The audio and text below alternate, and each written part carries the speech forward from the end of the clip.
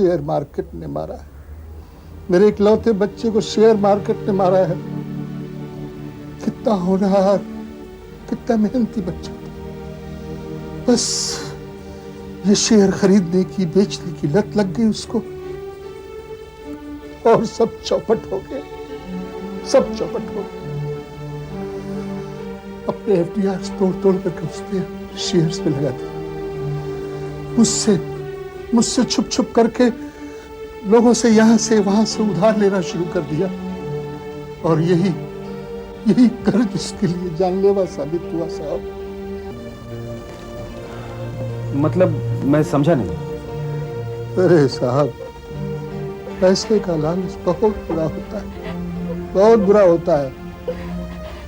जब ये आदमी के सिर पे चढ़कर बोलता है ना, तो आदमी को कुछ दिखाई नहीं पड़ता। मेरे इकलौते बेटे के साथ भी ऐसा ही हुआ है साहब, ऐसा ही हुआ। मतलब? कुछ नहीं, अपने सारी कमाई तो वो लगा ही चुका था। काले बाजारियों से भी उसने 7-8 लाख रुपए लेकर के लगा दिया। मैंने उसे बहुत समझाया उसको कि देख बेटे, ये अंडरवर्ल्ड के लोग हैं, इन लोगों से रुपए उधार मत लो तुम। लेकिन नहीं माना ना, नहीं माना। उसको लग रहा था कि ये शेयर्स के भाव और उठेंगे। जिस तेजी से उठ रहे हैं उसको देखते हुए उसे कोई खतरे की बात नजर नहीं आई। वो थोड़े ही समय में चुका देगा सूद समेत सारे पैसे, मुनाफे भी कमा लेगा। लेकिन अचानक शेयरों के भाव गिरे और अब वो घबराया। अगर बेचता है तो मरता है, नहीं बेचता है तो मरता है।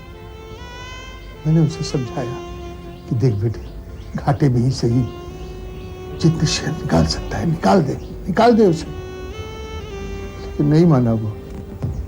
उसको लग रहा था कि शेयर्स के भाव फिर उठेंगे उसके भाव, और इसीलिए उसने नहीं बेचा। इधर अंडरवर्ल्ड के सूदखोरों ने अपना पैसा लेने के लिए उस पर दबाव डालना शुरू कर दिया, क्योंकि वो वक्त पे सूद भी तो नहीं दे पा रहा था। और देखते ही देखते शेयरों की कीमत आधी भी नहीं रह गई। अब वो लगा लोगों से आंखें चुराने। अब ये लोग तो ठहरे क्रिमिनल लोग जी। इन लोगों ने उसका पीछा करना शुरू किया, उसको हर तरह से डराना धमकाना शुरू कर दिया इन लोगों ने। फिर आगे क्या हुआ? होना क्या था साहब, ये बैठी है उसकी बीबी, उसी से पूछिए क्या हुआ था उसकी मौत के 2 दिन पहले।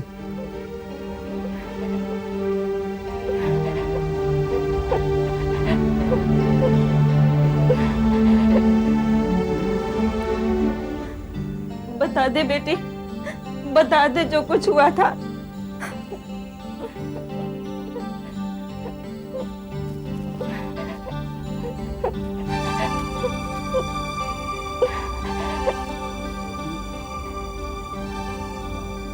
उस दिन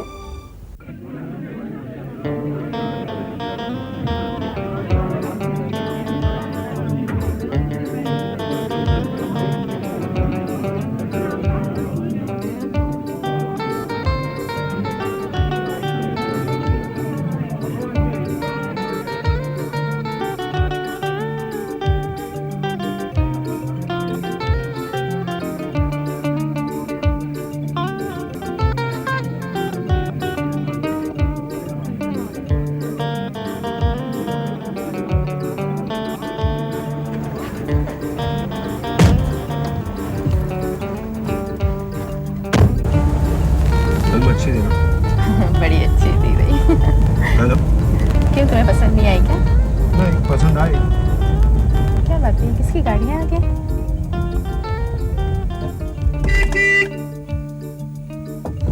कौन लोग हैं भाई? क्या बात? हाँ देखो तो सही से। क्या हुआ दोस्त, गाड़ी खराब हो गई? हाँ क्या हुआ? अरे क्या कर रहे हैं भाई आप लोग? अरे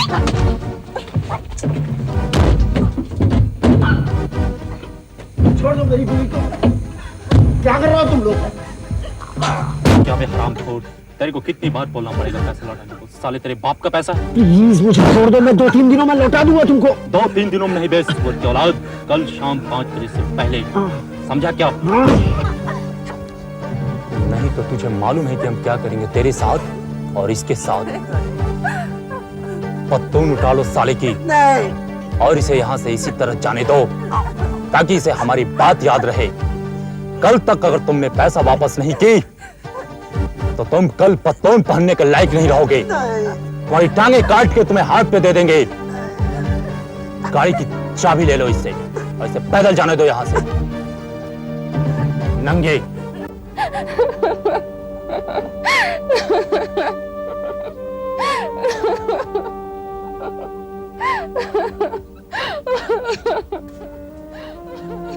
बेचारी बहू को ऐसे ही उसे घर लाना पड़ा।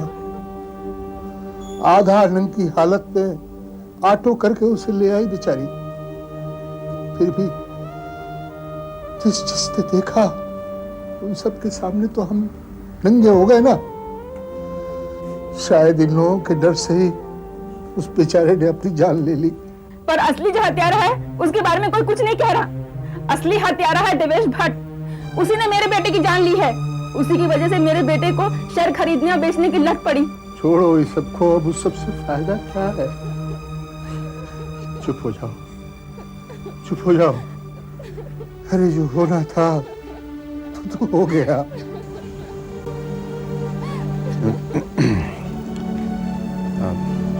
अच्छा तो मैं चलता हूँ। अच्छा जी।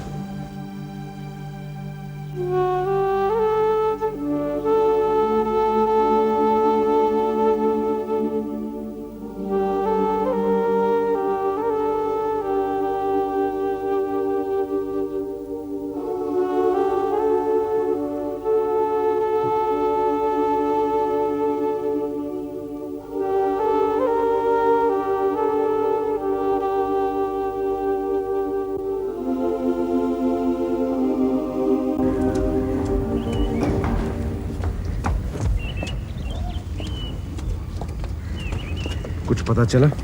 My God, it's all very disturbing. क्या हुआ? It wasn't an accident. Suicide का मामला है। क्या कह रही हो तुम? How did you find out? मैंने चुपके होशियारी से जब फैमिली के औरतों से मिली तो पता चला कि मिस्टर हितेश मेहता बहुत डिस्टर्ब थे पिछले कई दिनों से। He was heavily in debts. करोड़ों रुपए अदा करना था उन्हें फॉरेन के फॉरेन। क्या कह रही हो तुम शीला? उसकी तो रोलिंग बिजनेस थी। 3 डिपार्टमेंट स्टोर्स चल रहे थे। They were the biggest fashion stores in the country. I can't understand. हाँ ये सही है, लेकिन अब वो उनके हाथ में नहीं रह गए थे। He had mortgaged them all. Why? Shares, the same damn shares. Market में तेजी के दिनों उन्होंने जोरों से उधार लेकर कुछ होल्डिंग्स में लगा दिया था। एक ही झटके में एवरीथिंग गॉट वाइप्ड आउट। और आयरनी की बात यह है कि आज से मार्केट फिर से तेजी से उठना शुरू हो गया है और उनके खरीदे कई स्टॉक्स फिर से आगे बढ़ने लगे हैं। Damn. What a filthy business. Let's go. हमें समीर से मिलना चाहिए फौरन। वो पत्रकार भवन में होगा आज। स्टॉक मार्केट के बारे में वो प्रेस कॉन्फ्रेंस है ना? जरा 1 मिनट दोगे मुझे? मेरा घर रास्ते में ही है। वो बाद में गेट टुगेदर के लिए अशोका जाना है ना। सोहन के साथ इंटरव्यू नहीं करना है हम लोगों को? ओह यस, चलो चलिए।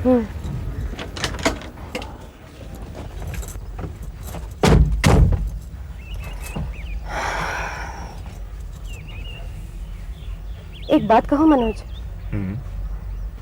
आई felt very unclean out there. मतलब? ये सब बातें निकालने की कोशिश कर रही थी उनके फैमिली मेंबर्स में से, तो मुझे अंदर ही अंदर बहुत शर्म महसूस हुई। वो चील होती है ना, चील, कैसे वो मरे हुए गोश्त नोचने के लिए नीचे आती है। I felt just like that, like a scavenger. चलो let's go.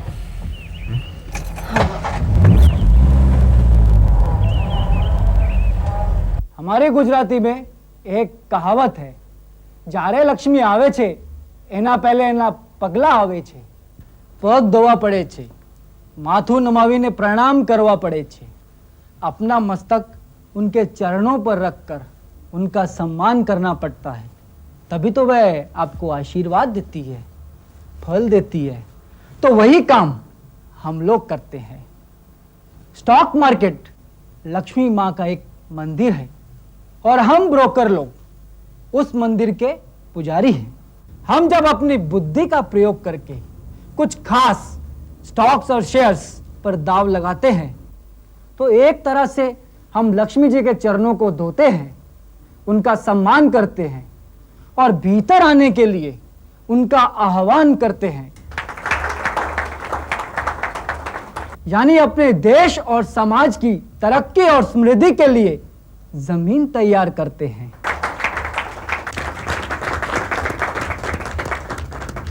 Mister Jagdish Desai, पुजारियों के बारे में तो माना जाता है कि वो बहुत सॉफ्ट और पोलाइट होते हैं। अगर आप पुजारी हैं तो फिर आपको लोग बिग बुल क्यों कहते हैं? देखता हूं sir, there are no horns here, कोई सींग नहीं है तो भूल तो मैं हो ही नहीं सकता। हाँ, मगर यहां भी जरूर है, खाना ज्यादा खाता हूं ना, तो आप कुछ भी कह दीजिए।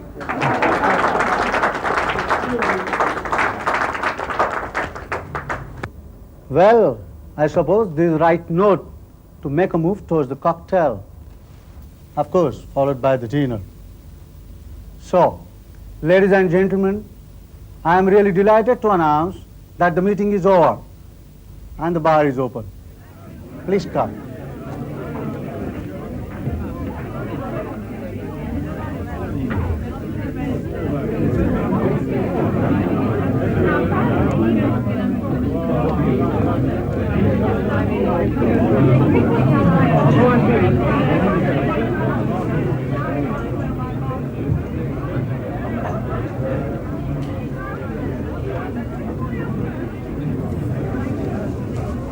अरे हाउ कम तुम लोग यहाँ कैसे?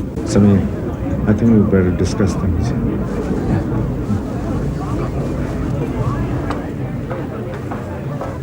My god, this is shocking. तुम लोग जो कुछ कह रहे हो उससे तो मामले का पहलू ही बदल जाता है, पर I don't know what to do. सब कुछ इतना कंफ्यूजिंग है, इतना एगनाइजिंग है कि समझ में नहीं आता कि क्या किया जाए।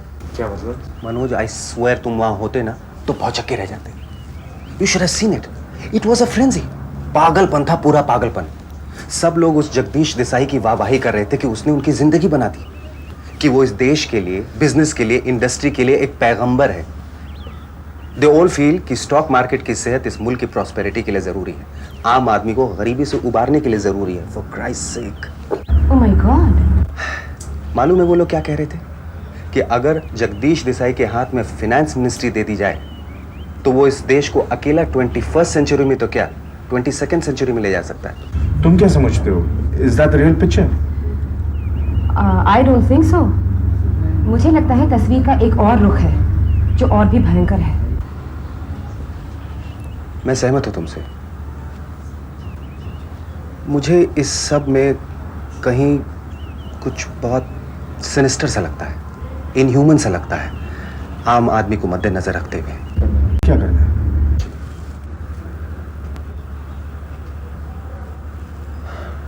I think it needs deeper probing. हमें इस पूरे मामले की बहुत गहराई से छानबीन करनी चाहिए और सही तस्वीर सामने पेश करनी चाहिए।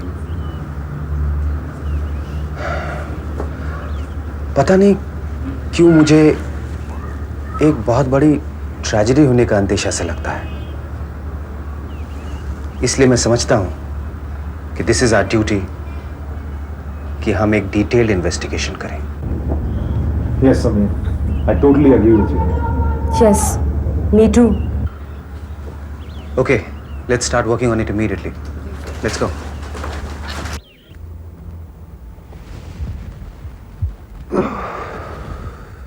ओह माय गॉड, मेरे ख्याल से 6 घंटे से ऊपर हो गए हमें डिस्कस करते हुए। वेल, 6 घंटे 50 मिनट प्रिसाइसली। सर, लगता है हम लोग और हमारा आज का एडिशन दोनों साथ साथ बाहर निकलेंगे। रहमान, रात ही होता जा रहा है आजकल। एनीवे फ्रेंड्स, ये मीटिंग खत्म होने से पहले हम खास डिसीजंस रिकैप कर लेते हैं, राइट? Good idea. मनोज, तुम इस क्रैक टीम को हेड करोगे और इस मिशन को हम कहेंगे ऑपरेशन स्टॉक थंडर। वरुण, तुम चारों मेन टाउन्स के स्टॉक मार्केट पर मिनट टू मिनट नजर रखोगे। कहां किन स्टॉक्स ने ड्रामेटिक राइज किया है या ड्रामेटिक टर्न्स लिए, उनका तुम पूरा ब्यौरा तैयार करोगे with facts, figures and graphs. अच्छा, उसके बाद तुम ये रिसर्च करोगे कि जिन जिन स्टॉक्स ने मेजर राइज किया है उनके बैकर्स में इंस्टीट्यूशनल इन्वेस्टर्स कितने, यानी बैंक्स, पब्लिक होल्डिंग कंपनीज वगैरह वगैरह, और इनमें किन किन ब्रोकर्स ने खास रोल अदा किया है। इसमें तुम्हें 4 लोग असिस्ट करेंगे, देविका मद्रास में, शीला दिल्ली में, रवि कलकत्ता में और सुबू मद्रास में।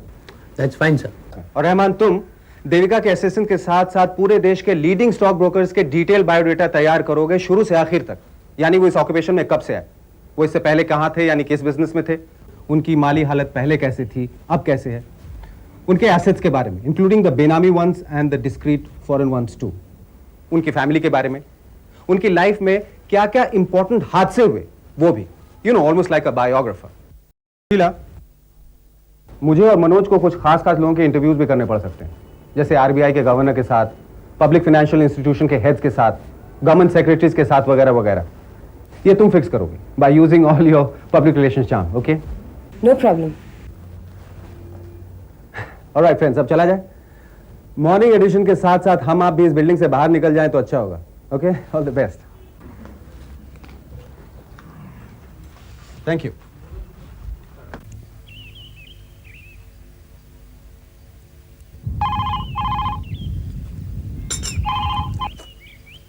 Hello, yes. हाँ धीरज भाई जी, बोलिए। क्या क्या कह रहे हैं आप? जी नहीं, मेरे साथ ऐसा कोई डिस्कशन नहीं हुआ था जी। जी हाँ, नहीं बिल्कुल ठीक कह रहे हैं आप, ये बहुत ही नाजुक मामला है।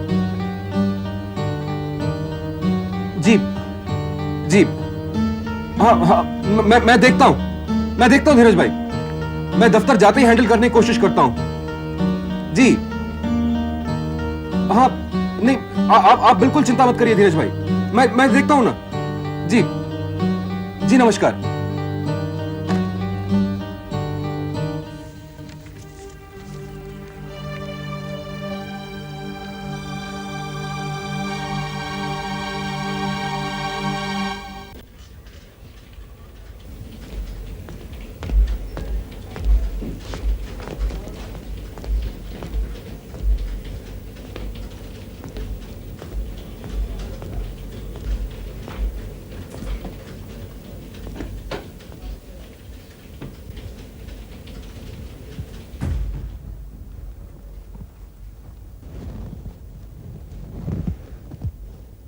हाय ब्रदर, बहुत गहरे खोए हुए लगते हो।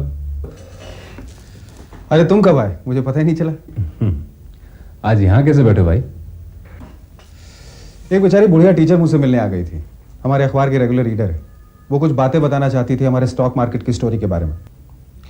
वैसे भी हमें कभी कभी वहां भी बैठना चाहिए जहां हम पर भी। बैठो ना।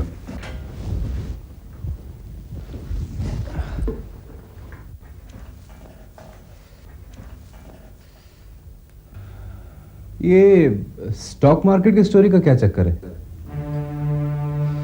चक्कर क्या भाई, प्रॉपर इन्वेस्टिगेटिव स्टोरी कर रहे हैं। Investigative story?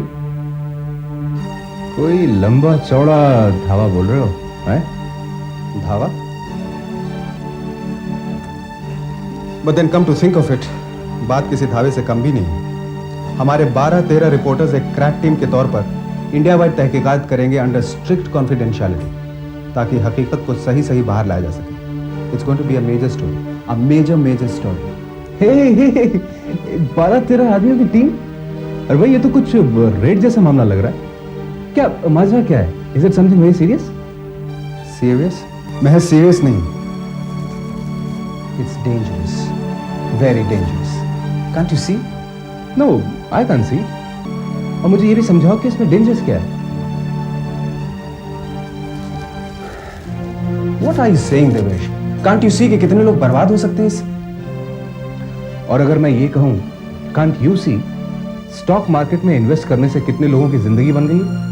कल तक जो लोग कुछ भी नहीं थे, आज उनके पास जमीन है, घर है, जायदाद है, दौलत है, सब कुछ है।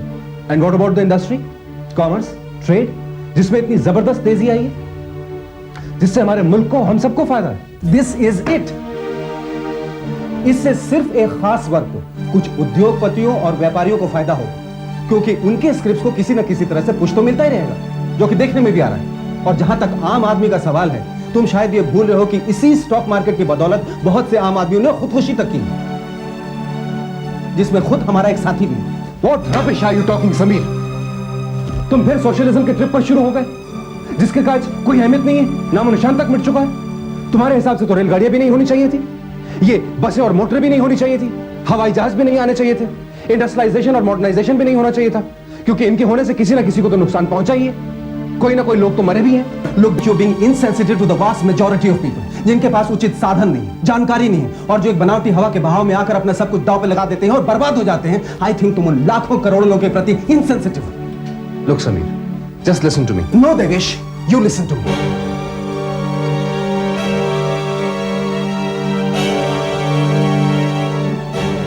Damn it, Devesh, whom are you kidding? तुम ये सब इसलिए नहीं कह रहे हो कि तुम्हें उन छोटे छोटे शेयर होल्डर्स की फिक्र है, जिन्होंने शायद अपनी जिंदगी भर की जोड़ी हुई रकम तरह तरह के शेयर्स पे लगा दी। तुम ये सब सिर्फ इसलिए कह रहे हो क्योंकि तुम्हें शेयर बाजार के उन गिने चुने बड़े बड़े खिलाड़ियों और बड़े बड़े ब्रोकर्स की फिक्र है, जिनके साथ कहीं ना कहीं तुम्हारे इन्वेस्टमेंट्स की सेफ्टी भी जुड़ी है। Now you are getting personal, Sameer. I am not being personal, goddammit. I am being factual. हकीकत बयान कर रहा हूं मैं।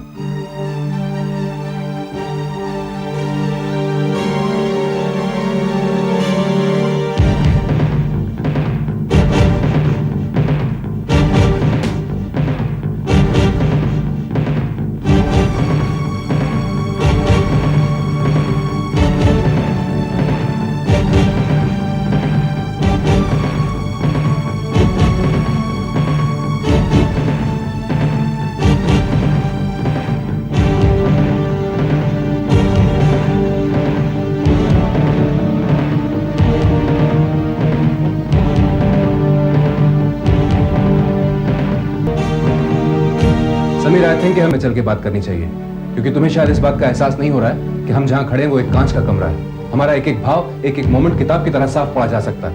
आई think so we should be a little more discreet. So what? I have nothing to hide. Nothing at all. और मैं समझता हूं कि तुम्हें भी थोड़ा ट्रांसपेरेंट होना चाहिए, कम से कम अपनों के बीच तो होना ही चाहिए। मैं नहीं समझता this is entirely an editorial matter. ये मामला हमारे पब्लिशिंग ग्रुप की मैनेजमेंट पॉलिसी से ताल्लुक रखता है, जिसमें और डायरेक्टर्स भी इन्वॉल्व हैं। I am answerable to them. तुम क्या कहने की कोशिश कर रहे हो? आई थिंक इस स्टोरी से कनेक्टेड जो भी एडिटोरियल मैटर है वो मुझे भी दिखाया जाना चाहिए। I must have the sight of it. और अगर मैं कहूं कि this will be an encroachment on editorial freedom, इसलिए शायद संभव ना हो सके, तो वेल इन दैट केस मुझे ये मामला बोर्ड ऑफ डायरेक्टर्स के सामने डिस्कस करना पड़ सकता है। Then you do that. मैं ये बात आगे डिस्कस करना नहीं चाहता। I have work to do.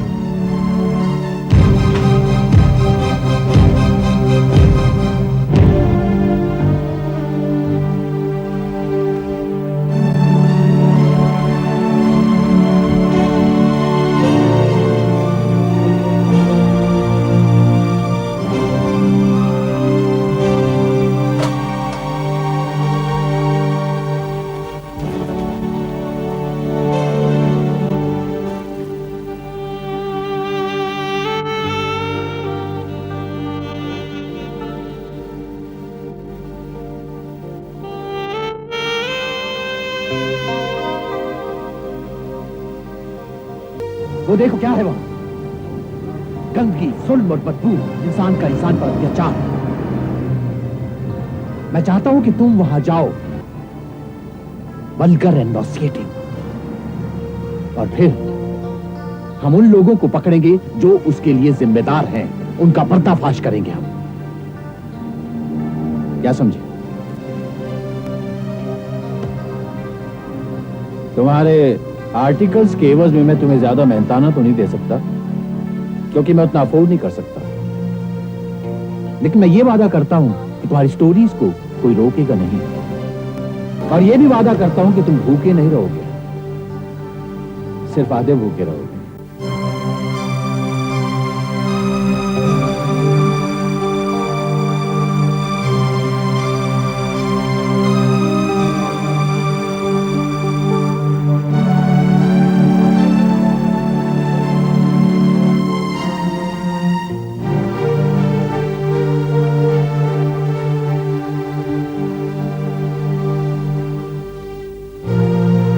ये जो तुम्हारे राजधानी है ना दिल्ली, ये हमारे लिए जरा कॉम्प्लिकेटेड है। इधर दफ्तर तो बहुत बड़ा है, टेस्ट भी बड़ा बड़ा है, कमरे में प्लांट्स है, कारपेट है, एसी है, पर इधर खुली खिड़की का ताजा हवा नहीं है। पर दादा आपको कोई तो पेपर ज्वाइन करना ही पड़ेगा। क्यों ज्वाइन करना पड़ेगा कोई पेपर? अरे हम पूछता है क्या हम फिर से फ्रीलांसर नहीं बन सकते क्या? हमारा कलम में ताकत नहीं है क्या?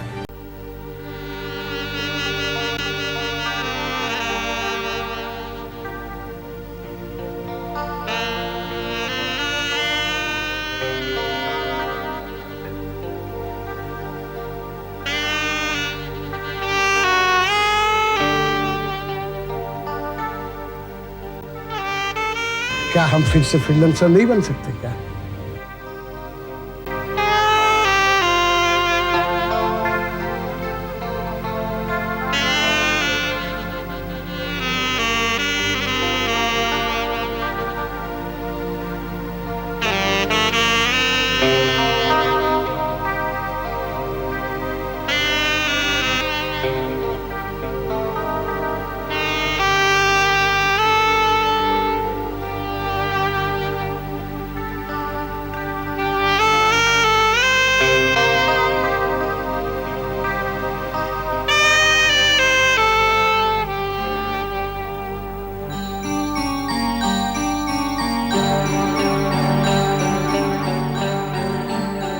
अरे हम पूछता है क्या हम फिर से फ्रीलांसर नहीं बन सकते क्या? हमारा कलम में ताकत नहीं है क्या?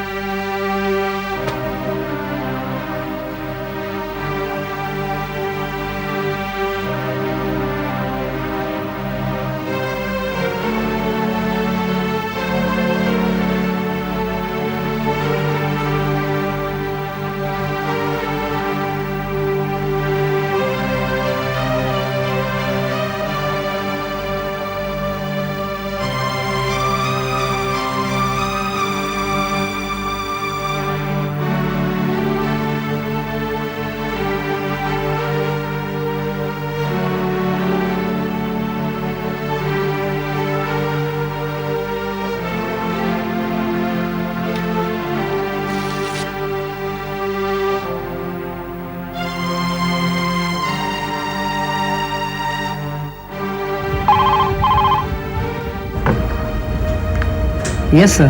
मिस्टर भट्ट अपने कमरे में है? जी नहीं सर। वो तो काफी देर हो गई, चले गए। आज फ्लाइट थी ना उनकी कलकत्ता की। उनकी सेक्रेटरी है क्या? जी नहीं सर। वो तो आज 7 बजे ही चली गई। अभी तो रात के 11 बज रहे हैं। ज्यादातर स्टाफ तो चला गया है sir. Oh I see, thank you.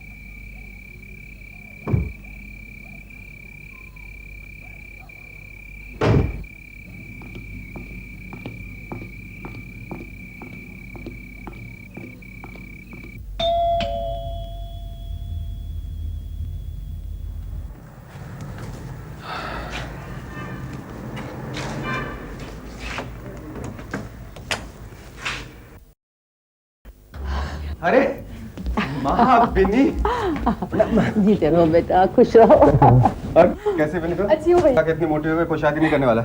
माँ तुम आज कैसे आ गई? तुम तो कल आने वाली थी। अरे बैठो बैठो ना। अरे हमारा टेलीग्राम नहीं मिला क्या? नहीं, हमने तो कल ही भेज दिया था ना। बिन्नी का इंटरव्यू लखनऊ में आज के बजाय कल ही खत्म हो गया, और फिर गेस्ट हाउस में रहना कुछ ठीक नहीं लगा, इलाहाबाद जाते तो वक्त और हो जाता। और कल ही कल हमें ट्रेन का रिजर्वेशन भी मिल गया, हम बैठ गए। पर गजब की बात है बेटा, तार अभी तक क्यों नहीं मिला? पता तो ठीक लिखा था ना? हाँ भैया, मैंने लिखा था, प्लीज। हो सकता है तार को तार पर नहीं समझी। अरे वो खंबे वाले तार पर रिजर्वेशन नहीं मिली होगी, इसलिए नहीं पहुंच पाया। वैसे एक बात बता दूंगा, हाँ। आगे से कभी जल्दी हो ना तो टेलीग्राम मत दिया करो, तो? चिट्ठी लिख दिया करो, जल्दी पहुंच जाएगी। खैर छोड़ो, ये बताओ कि कोई दिक्कत तो नहीं हुई? तुम यहाँ कैसे पहुंची? अरे कोई दिक्कत नहीं हुई बेटा, बड़े आराम से पहुंच गए। जब बहुत देर तक स्टेशन पर तुम नहीं दिखाई दिए ना, तो हमने सोचा कहीं कोई गड़बड़ हो गई है। ओहो, तो फोन कर लेना था ना माँ। अरे फोन नंबर तो भूल गए थे कहीं रखकर, मिला ही नहीं। बस टैक्सी पकड़ी और हम यहाँ आ गए। ये तुम्हारा महेश है ना बेटा, बहुत अच्छा लड़का है, बड़ी खातिर की उसने हमारी। महेश देखो,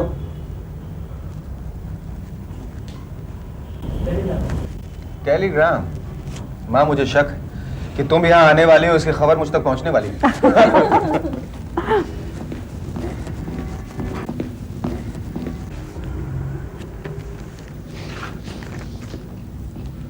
माँ बहुत अच्छी खबर है, बहुत अच्छी खबर है। क्या? I can't believe it. तुम और बिनी आज शाम 6 बजे की ट्रेन से दिल्ली पहुंचने वाली हो मेरे पास। तू है वैसा का वैसा, हंसी मजाक से बाज नहीं आएगा। आ जाऊंगा माँ, आ जाऊंगा। जब इस बिन्नी की बच्ची की शादी करा के इसे ससुराल भगा दूंगा ना, तब फिर तो इसकी याद में रोना ही पड़ेगा। हंस नहीं सकता ना, ठीक नहीं लगेगा माँ। भैया तुम सुधरोगे नहीं, फिर शुरू हो गए ना। एक शर्त पर सुधर सकता हूँ, अगर तू अपने हाथ से मुझे अच्छी सी चाय बना के पिलाए तो। एनी टाइम भैया, तुम्हारा अपार्टमेंट इतना खूबसूरत है और किचन इतना साफ और इतना मॉडर्न है कि सारी जिंदगी काम करवा लो मुझसे। सोमू के लिए मठरिया लाए हैं ना, हाँ? वो भी ले आना साथ में। ऑफ कोर्स मामा।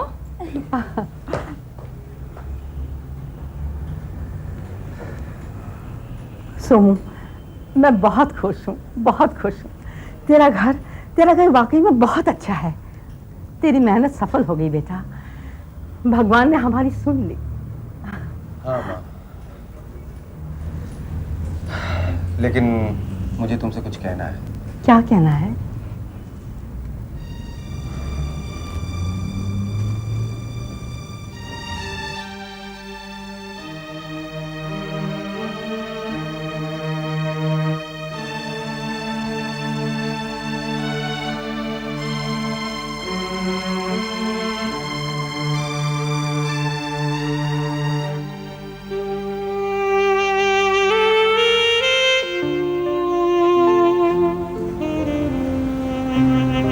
माँ ये घर हमें छोड़ना पड़ेगा, बस आज रात भर ही हम यहाँ रह सकते हैं। हमें सुबह सुबह ही अपार्टमेंट छोड़ के जाना पड़ेगा। क्या बात होगी बेटा, सब कुछ ठीक तो है? सब कुछ ठीक है माँ, बस क्या है कि मैंने अपने जॉब से रिजाइन कर दिया है आज से, इसलिए मैं समझता हूँ कि हमें सुबह ही अपार्टमेंट छोड़ देना चाहिए।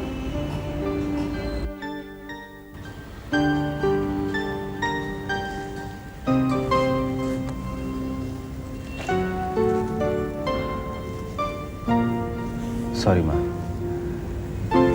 तुम और बिनी पहली बार मेरे साथ रहने आई और ये सब हो गया। अरे पगले, मैं तुझे अच्छी तरह से जानती हूँ, और अगर मेरी खातिर मेरे लिए अपनी मानहानि करके मुझे महल में भी बिठाएगा तो उस बात की मुझे खुशी नहीं होगी बेटा। तो चिंता मत कर, खुशी तो इस बात की है कि हम सब साथ हैं। हाँ वो तो ठीक है माँ, पर बिनी क्या सोचेगी? वो कितने चाव से आई है यहाँ।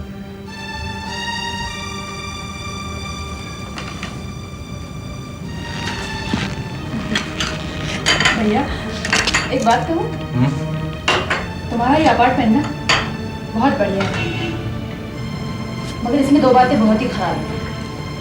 एक तो पानी की किल्लत और दूसरा ये शोर। ठीक सड़क के ऊपर है ना, इसलिए कम वक्त ये शोर बहुत सुनाई देता है। मैं सोच रही थी कि हम किसी और जगह रहें तो। तू क्या समझती है? तू बहुत चालाक हो गई। नहीं, आखिर हम दोनों भाई बहन जो ठहरे। भैया, फिक्र करने की कोई बात नहीं है। अभी माँ ने जो कहा उससे मैं सहमत हूँ। अरे अभी हमारे सूटकेस खुले नहीं है, पैक है। हमें सिर्फ आपका सामान ही पैक करना है ना। अरे ये तो हम इस एक रात में आराम से मजे से पैक कर लेंगे। और फिक्र करने की कोई बात नहीं भैया, you don't worry. Don't worry, I won't worry. पर एक बात मुझे जरूर करना है, वो ये कि तू चाय इतनी अच्छी बना लेती है तो तेरे हाथ का इंश्योरेंस जरूर कराना है मुझे। तो महेश देखो कौन है। भैया इस समय ये कौन सा डाकिया आया? देखते हैं।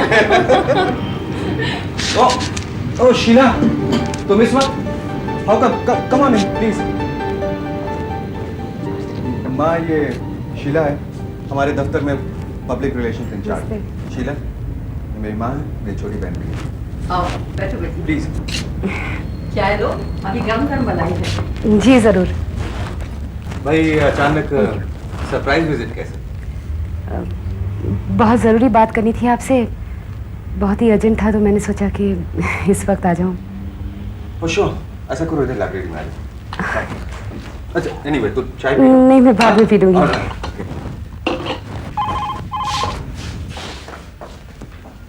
यस, आप समीर हेगड़े बोल रहे हैं? हाँ, मैं समीर हेगड़े बोल रहा हूँ। आप स्टॉक मार्केट के बारे में एक स्टोरी कर रहे हैं। आप कौन बोल रहे हैं? मैं कोई भी हूँ, मगर आपके मतलब की बात बोल रहा हूँ, इसलिए ज़रा ध्यान से सुनिए। हेलो मिस्टर हेगड़े, आप लाइन पर हैं या चले गए? Yes, I am here. बोलिए, आप क्या कहना चाहते हैं? देखिए, ये सुराग जेडी के बारे में है। जेडी? जी, JD, Jagdish Desai, the big bull of the stock market. What about him? उसने झूठी बीआरस के आधार पर करोड़ों रुपया भारत बैंक से लिया है और उनकी मेन ब्रांच से चेक्स लेकर अपने खुद के अकाउंट में डाल दिए और धड़ाधड़ कुछ गिने चुने शेयर्स में ये रुपया लगा दिया, जिससे उन शेयर्स की कीमत बहुत बढ़ गई। ये बीआर मतलब? बीआर मतलब बैंकर्स रिसीट। मैं समझा नहीं कि प्रॉब्लम कहाँ है। प्रॉब्लम इसमें ये है कि ये बीआर जाली हैं, ये ट्रांजैक्शंस जाली हैं। और इसमें बहुत ऊपर तक के लोग मिले हुए हैं। पर असली चीज़ ये भी नहीं है। असली चीज़ ये है कि जिस तरह आपके करस्पॉन्डेंट्स पूरे हिंदुस्तान भर में पूछताछ कर रहे हैं, उससे ये लोग चौकन्ने हो गए हैं। और कल सुबह ही सुबह जेडी पूरा रुपया वापस भारत बैंक में जमा करने जा रहा है। तो बात यह है मिस्टर हेगड़े कि अगर कल सुबह जेडी ने पूरे का पूरा रुपया दोबारा बैंक में जमा करा दिया और इसके बाद आपके इन्वेस्टिगेटिव रिपोर्टर्स ने कोई तहकीकात की, तो इस बहुत बड़ी धांधली का उन्हें कोई भी सबूत नहीं मिलने वाला, जिसमें भारत बैंक और कई फॉरेन बैंक्स के पैसों को जाली डॉक्यूमेंट्स के आधार पर गैर कानूनी तौर पर यूज किया गया और जानबूझकर कुछ शेयरों की कीमत नाजायज तौर पर बढ़ाई गई, जिससे इस बिग बुल और उनके कई साथियों को बहुत सा लाभ हुआ। उन्हें तो हजारों करोड़ों का मुनाफा हुआ, but what about the ordinary investors of the country? वो हजारों लाखों लोग जो धोखे में आकर इन सिक्योरिटीज पे दाव लगा बैठे हैं और जिन्हें कल नुकसान होना ही होना है, क्योंकि मौका देखते ही ये बिग बुल्स तो, और मेरे अंदाज में कल के कल ही ये नकली ऊंचे उठे हुए शेयरों को बेचकर अपने महल भर लेंगे और आम सीधे साधे इन्वेस्टर्स में बहुत से लोग शायद बर्बाद हो जाएंगे। ओह माय गॉड, बात तो आप सही कह रहे हैं मिस्टर हेगड़े। कम से कम 600-700 करोड़ रुपए का घपला हुआ है और सिर्फ आज रात का वक्त है आपके पास। क्या मतलब? मतलब ये कि कल पहले एडिशन में ये स्टोरी नहीं निकली तो फिर कुछ भी रिपोर्ट करने के लिए नहीं रह जाएगा आपके पास। बीआरस का रहस्य रह जाएगा। चोर भाग चुका होगा और उसकी लंगोटी आपके हाथ में रह जाएगी। वो कहावत तो आपने सुनी होगी, अब पछताए होत क्या जब चिड़िया चुग गई खेत। जान सकता हूँ ये भेद आप सिर्फ मुझे दे रहे हैं या किसी और अखबार वाले को दे चुके हैं या देने वाले? बस ये समझ लीजिए मिस्टर हेगड़े कि मुझे किसी और की इंटेग्रिटी और हिम्मत पर उतना विश्वास नहीं है जितना कि आप पर। मैं आपका नाम जान सकता हूँ? In confidence, I promise you, in strict confidence. Goodbye mister Hegde.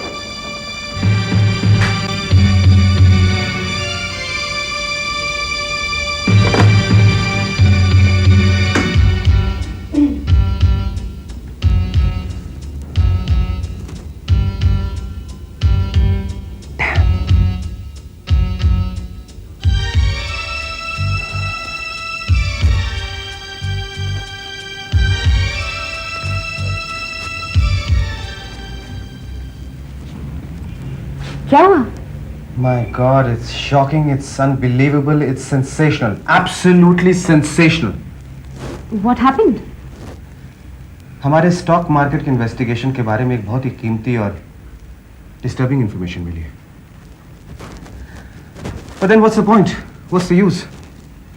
मैंने तो रिजाइन कर दिया है। काश मैंने इतनी जल्दबाजी में रिजाइन नहीं किया होता है। ब्लास्ट! मैं कुछ कहूँ? हाँ बोलो।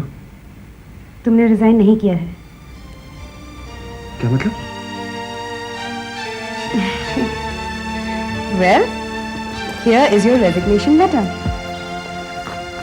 But where did you get this from? मैं अपनी मीटिंग खत्म करके देर से दफ्तर पहुंची, तो वहाँ एक दो स्टाफ मेंबर्स ने मुझे बताया कि तुम्हारे और देवेश के बीच में कुछ शोडाउन हुआ था। फिर सिक्योरिटी वालों से पता चला कि तुम एक एनवेलप लेके रात में देर से देवेश के कमरे में गए थे। तो मेरा माथा ठनका। मैं भी देवेश के कमरे में गई और मैंने एनवेलप उठाया और उसके अंदर से चिट्ठी पढ़ ली। आई एम सॉरी, लेकिन मुझे डर था कि तुम कहीं कुछ रैश ना कर बैठो। तो हियर्स योर लेटर, और मुझे तुमसे यही इंपॉर्टेंट बात करनी थी। Oh my God! Oh my God! I don't know what to do. मेरा सुझाव है एडिटर साहब कि हम जल्दी से दफ्तर पहुंचे। We have a lot of work to do. Morning edition के निकलने से पहले कुछ लास्ट मिनट करेक्शंस करने के लिए वक्त है हमारे पास अभी। Let's go.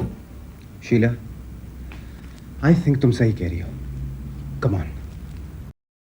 Let's get to the office.